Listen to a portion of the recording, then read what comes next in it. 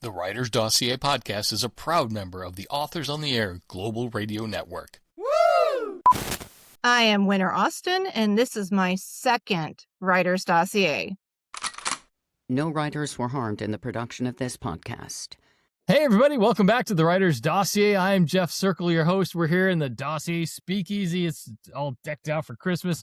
This is the studio, writer's room, whatever we want it to be. But today, we're welcoming in fellow whiskey lover and writer, Winter Austin. My friend, how are you today? I'm good. Thanks for joining me. How have you been? Good. I mean, I've spent the entirety of my Christmas break canning food and vegetables. So, okay. And not getting a lick of writing done. Don't let my editor hear that. Paging Tule Publishing editor to the Dossier. Speakeasy, please. No, you can take a break right now because we are here to talk about something that you've got coming up that I think everyone needs to be really excited about, because if anyone read fuck me running Ride a Dark Trail. No, I was gonna say Ride with the Devil. You were combining it. I was smashing them up. I know I've got the picture in my head. Okay, we're gonna edit all this shit out. Maybe. So if anyone read Ride a Dark Trail, which you know from all my posts on social media and the last podcast we did with Winter, Ride a Dark Trail is so cool. But now we've got something new to talk about: the Devil Book. Tell us about your new thing, your new Devil Book coming out. And don't worry, folks. It is right in the same vein as Ride a Dark Trail. But talk to us about your new book. Tell us all about it. We can't wait to hear about this. Go. Okay. It's Bait the Devil. And when I turned in the first round for edits, my editor came back. She goes, "You couldn't have hit the nail on the head any better with the title of this book for this book." She goes, "This is fantastic." Even though it was the worst revision that we had to go through. But yeah, and by the time I got through all the edits, we had really pulled out the really meat of the story and brought it out. So it's okay. I don't know how to talk about the book without giving it away. So. All right. No, that's okay. We don't want to do that. We don't do spoiler alerts except on the pay subscription Dossier, where I throw it all out there. Just kidding. There is no pay subscription. I make no money off this. Trust me. But I can't wait to see. So we're recording this before the full review drops from Best Thriller Books. Yes. And Colonel Steve, retired, is doing the review. I can't wait to see what he says about it. I mean, he's already in love with Dot and TJ in this book. And He read the book. He read Ride a Dark Trail while on vacation in the Bahamas. And now he's read Bait the Devil. And he called Ride a Dark Trail, on par with Mark Cameron, which wasn't what I was expecting. But hey, I will take any comparison to some of these guys that I mean, I loved it. So it'll be interesting to see what he says Bait the Devil is like too. Well, absolutely. That's high praise. And the folks at BTB are really great for the writers community. They contribute so much good information for readers and everybody else. And I love those guys. Teresa Brock, especially a good friend of mine. Ride a Dark Trail was so cool. I flipped out too when I got it, which is we had you on the podcast right away. So folks who want to hear more about Ride a Dark Trail, grab that first podcast. We'll put the link in the show notes. And yeah, Dot and TJ, Dot Ybarra. Okay, man, now there's so many questions that I want to try to keep this on the rails. Your characters are so cool. And man, I can't even explain it.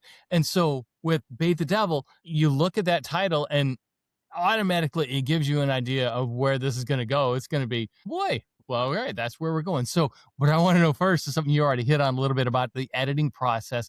And what was it that you saw this story, the direction going, where your editor said, wait, no, hold on. You really have something here. But if you do this, then it goes from, maybe an A to just an A plus. So talk to me about the editing process. Let everybody know what that's like, because we all, as writers, we all have ideas on what we want things to be and look like and how they want them to end.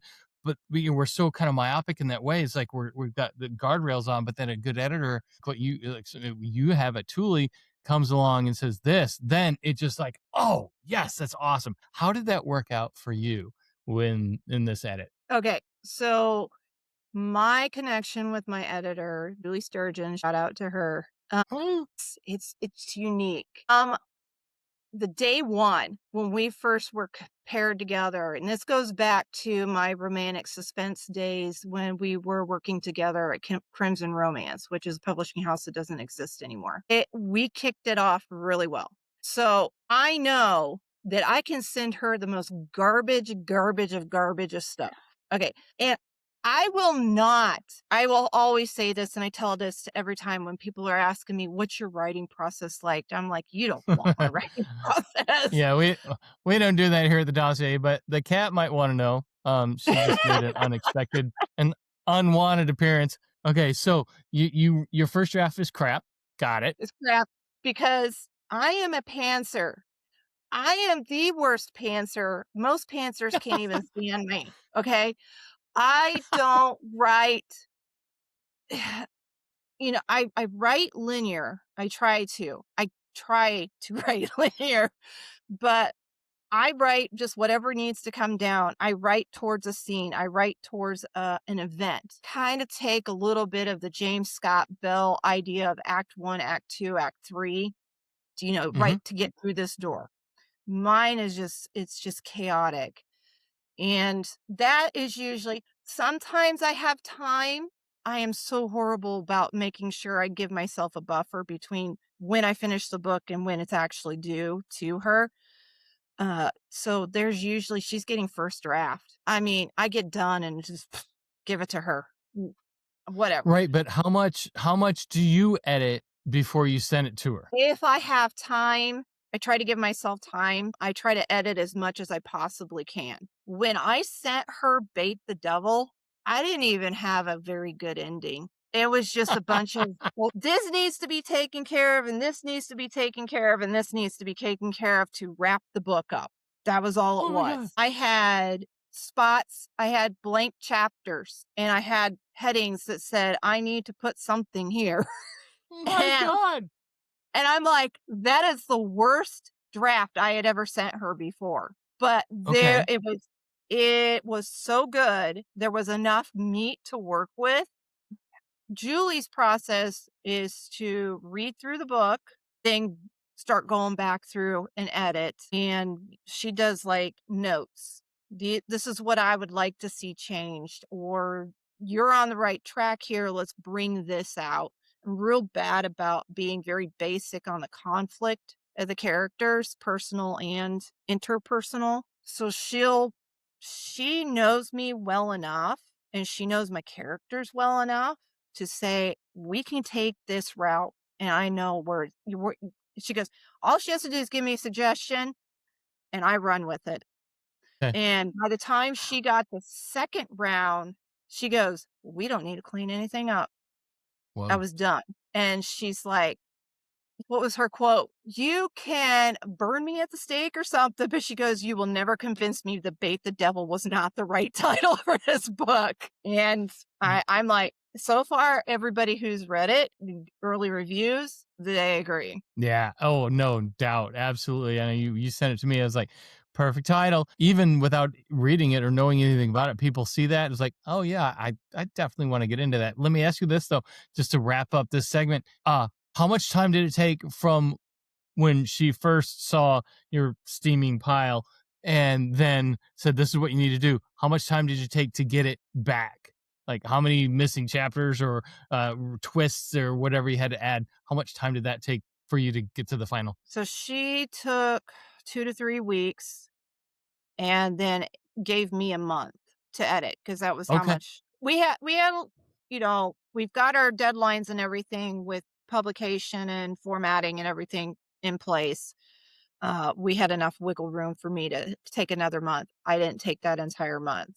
Luckily, editing for me goes faster than the initial write. So I have yeah, that's what I was wanting. Yeah, but I love editing. I really do. But I am seriously considering, I don't know if Hemingway really said this. What was it? It was write sober, edit drunk, or was it Yeah, flip? it was write drunk, edit sober, maybe. Exactly. Yeah, I Yeah, think that's what it I think was. that was Yeah. actually what it was.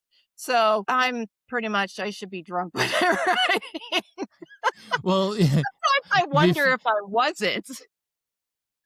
well, because we're friends. We talked for a half hour before I hit record. There's a couple bottles of whiskey behind you. So, yeah, what's the order of go here? All right, I gotta start editing. Bam, I'm gonna hit one, and then I'm gonna jump in. Or you have a tradition though that you like Mhm. to do when you finish. You have something. What do you remember what you had when you finished Bates the Devil? Okay, that was excruciating to finish it, but I finished it on my deadline.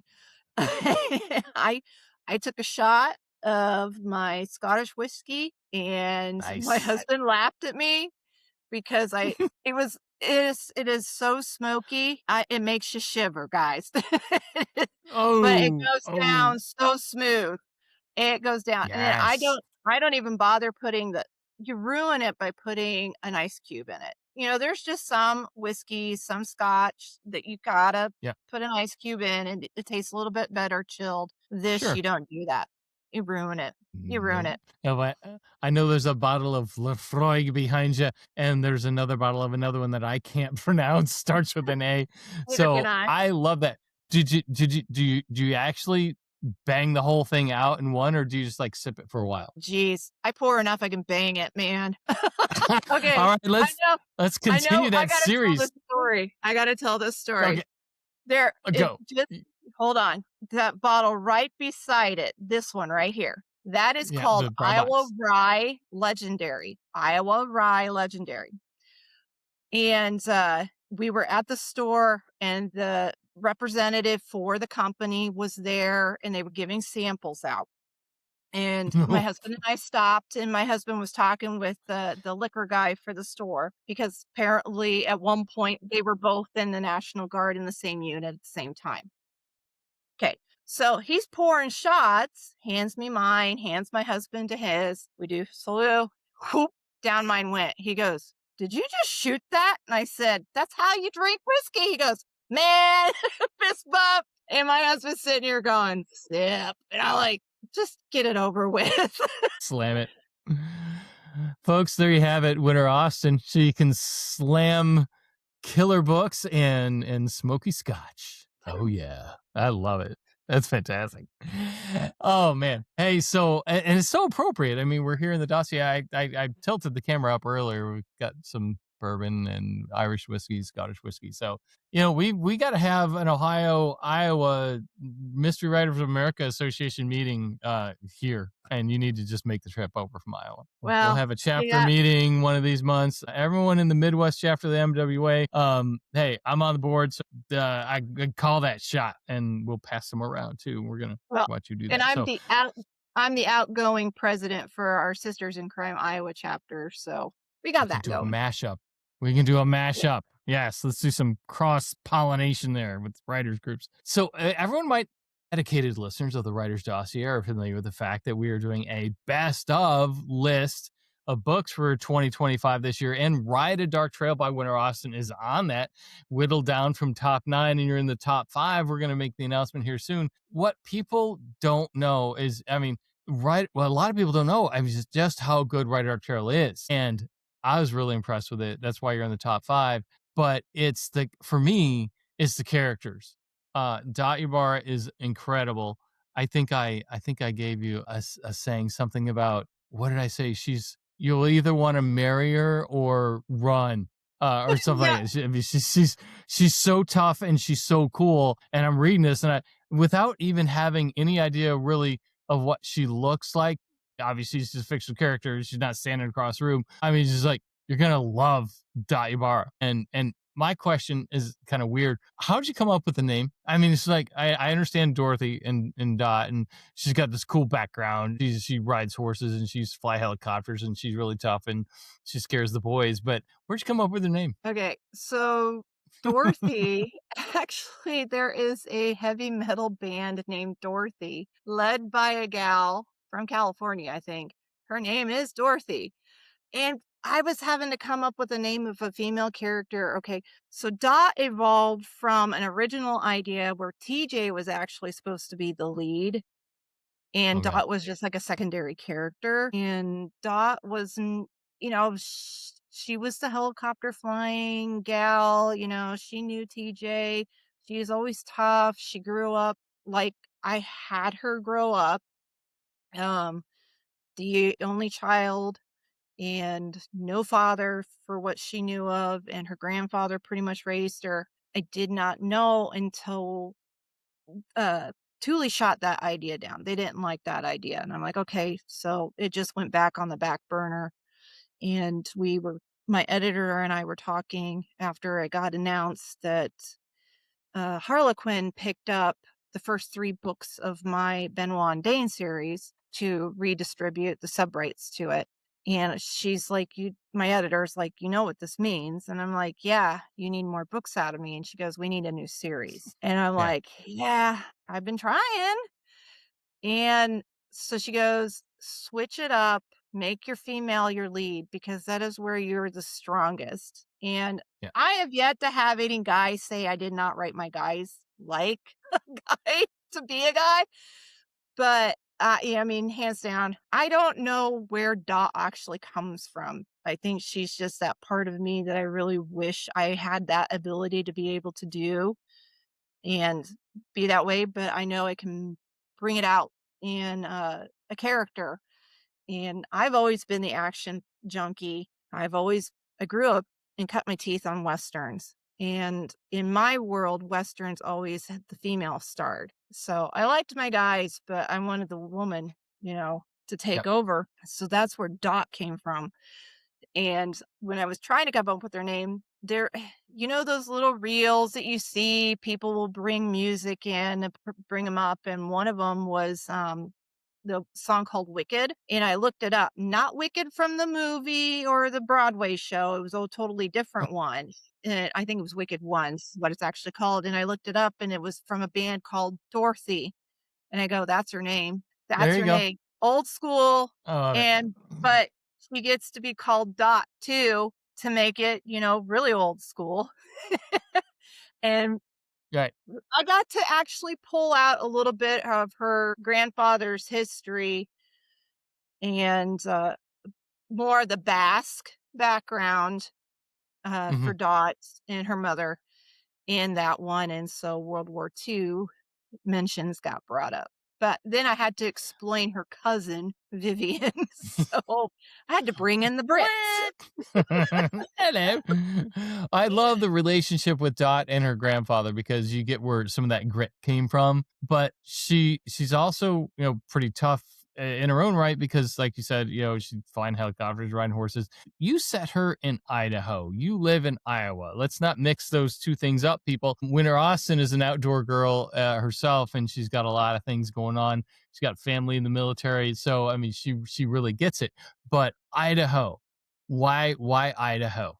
What's up I with that? needed I needed to get out of Iowa, and There you go. That's it. Don't we all? I I hear did that from not. everybody. Yeah, I didn't want to do Montana. I mean, we've got enough All right, it's Montana, overdone. Yellowstone, and Yeah. I was pretty sure CJ Box and Craig Johnson had Wyoming covered. I didn't need to go there, but Bruce Borges has Nevada covered.